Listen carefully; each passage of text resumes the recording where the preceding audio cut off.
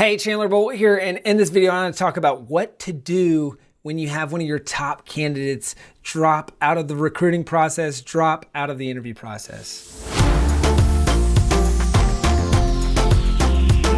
Oh no, oh my gosh, it happened. One of your favorite people, you've went through my A-player hiring process, you've recruited your butt off, you went through all the interviews, you're like weeks into this thing, and then somewhere along the way, one of your top candidates dropped out. Now here's the sad reality. This almost always will happen. For any big position that I've ever hired for, I usually have at least one person drop out. And so in this video, I want to walk through what do you do if that person drops out? Is there any chance to get them back in? Do you even want to get them back in the process? Like, how do you handle all this? And I'll walk through the process that I think will help you get them back into the process, and that you might even end up hiring them. All right. Now, I've also got a video. It's on how to sell during the hiring process. Check out that video. It may be too late for that. There may be a couple tips there. That's how you proactively prevent this from happening upstream. Okay. So check out that video. Integrate all the things that I teach there to sell during the recruiting process, the interview process, all that. But right now it's too late because you said you got the dreaded email or text, or maybe they canceled an interview and they said, you know what? I rethought about it and I'm going to withdraw my name from the running for this position. So the first thing that I want you to do is I want you to consider, like, is this a person that's in your top tier? So I'd say the upper half of the people that you're considering. If not, no problem, move on. All right. And you could even stop watching this video. But if they are in that upper tier, then we're going to try to at least have a conversation with them, and maybe you'll be able to bring them back into the process. So if they are in your top tier of candidates, the first thing I want you to do is hop on a call with them immediately, okay? Now you might be thinking, but Chandler, I have so many qualified candidates, right? I've got all these people. I don't need them, whatever. They weren't a fit anyway. Or is the type of person that drops out of and isn't sure about this position, is that the type of person that I want to hire? You know, those might be the two things that you're thinking. Let me tell you, one of the best people on my team, and actually multiple of the best people on my team, have dropped out in the interview process. I got them back into the interview process and ended up hiring them. And if I wouldn't have done that, because I was thinking the same thing, I was like, man, I've got so many good people. I've got so much numbers. But remember what I just said a little bit ago.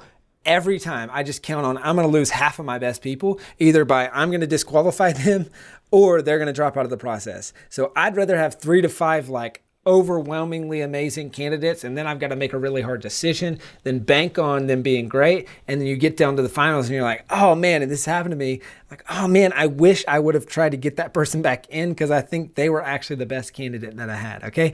So you need to, kind of sideline those limiting beliefs. And the first priority is getting on the phone with them. But once you get on the phone with them, what are you going to say? What's the conversation that you have? Well, here's what you do. So the purpose of this call is to get them engaged and get them to recommit back to the next step. All right. And the way that you're going to do that is to ask probing questions. Now, you may or may not be able to get to that end result, but that is the preferred end result, is you're going to do what we would call a puppy dog close in sales. So you're going to make it reversible. And through the course of this conversation, the end goal is we're going to get to a point where you say, hey, I know it sounds like you maybe have gotten another amazing offer. You may have taken another job. You said yes to that person. Maybe you just decided, hey, I don't want to work at self-publishing school. This position sucks. The company sucks, whatever. Hey, totally get it. Let's just at least move to the next step. And then we can reevaluate and see from there. Does that sound fair?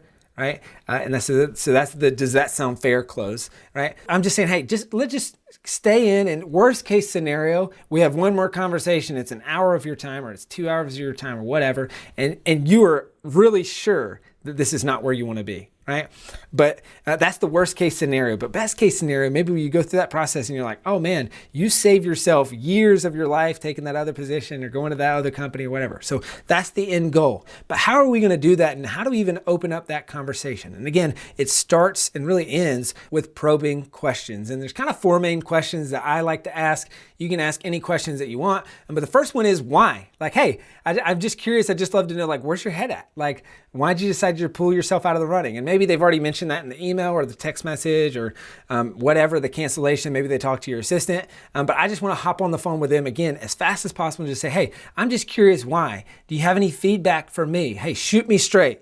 Be honest. Why are you actually dropping out of the running, right? And I'll really probe there to get the real reason. And so I'm creating a comfortable space. And a lot of times they think I've dropped out of the running for this anyway, so who cares? I'll just let it fly and I'll just shoot them straight. And then you find the real reason. And that's the objection that I can speak to If I'm okay with that objection, I can say, oh, I want you back in the process. Let's at least take the next step. So I'll start with why. And another question I ask is, hey, what are you thinking? Like, what are you thinking as you go through this process? Like, what was the trigger, or why did you ultimately say, all right, I need to pull my name out of the running? And these are just, a lot of times they may or may not answer your question directly. So I'm just trying to probe and kind of triangulate on their why by asking kind of the same question, but in a different way. The third thing I'll do, or the third question I'll ask, is I'll try to reconnect them with their original why.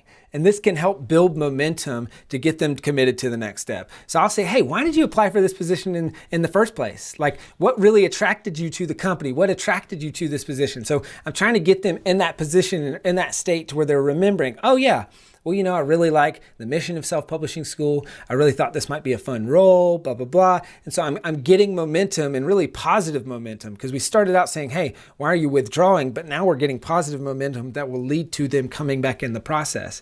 And so I ask, why did you apply originally? But then also, has anything changed? And so again, same question in a different way. If I haven't flushed out the real reason why they dropped out of the process, I'm going to uncover that right here. Hey, did anything change? And they might say, well, yeah, after talking with you, I realized that this is way more intensive environment that I'm looking for, right? But now I know that objection, and if I choose to, I can speak to that objection.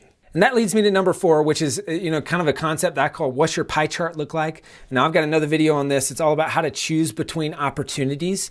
And so I like to bring people back to their pie chart. So anytime people are making a decision on a job or business or anything like that, they have a pie chart that they're optimizing for. It might be income. It might be impact. It might be stability. This happens a lot of times early days, right? I didn't even think about this, but a lot of candidates say, hey, self-publishing school's only been around for a couple years. I don't know if this is a stable job, and I have a family.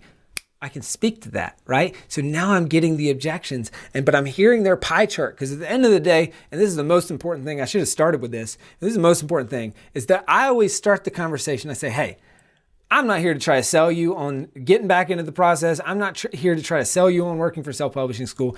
I'm here to try to help you make the best decision for you.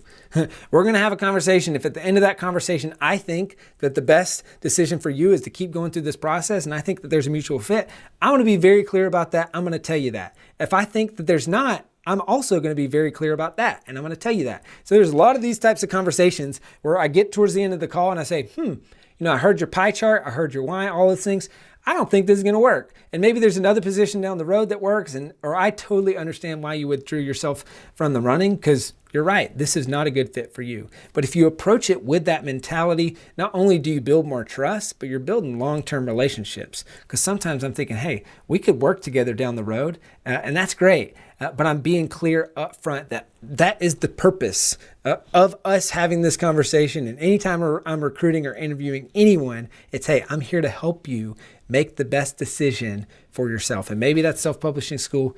Maybe that's not. So there you have it. That's what to do when you have someone, maybe it's your top candidate, drop out of the interview process. I hope that you found this helpful. So we talked about kind of what do you do? Should you get on the phone with them? If you do get on the phone with them, what questions do you ask? And again, how do you get them recommitted to the next step? Because if you can get them recommitted to the next step, then chances are you can continue with the process. And no, this is the moment. If you go through this whole thing and get them recommitted, this is a moment to step back and recalibrate and say, hey, I know that on that next interview, I'm going to have to spend a little bit more time selling, right? And so I'm going to bake that into the interview and make sure that I'm really getting clear and getting them back in. And I'm going to be intentional about that. All right, I hope you enjoyed this video. Thank you for watching or listening. Scroll below this video right now and comment. Let me know, what were your biggest takeaways?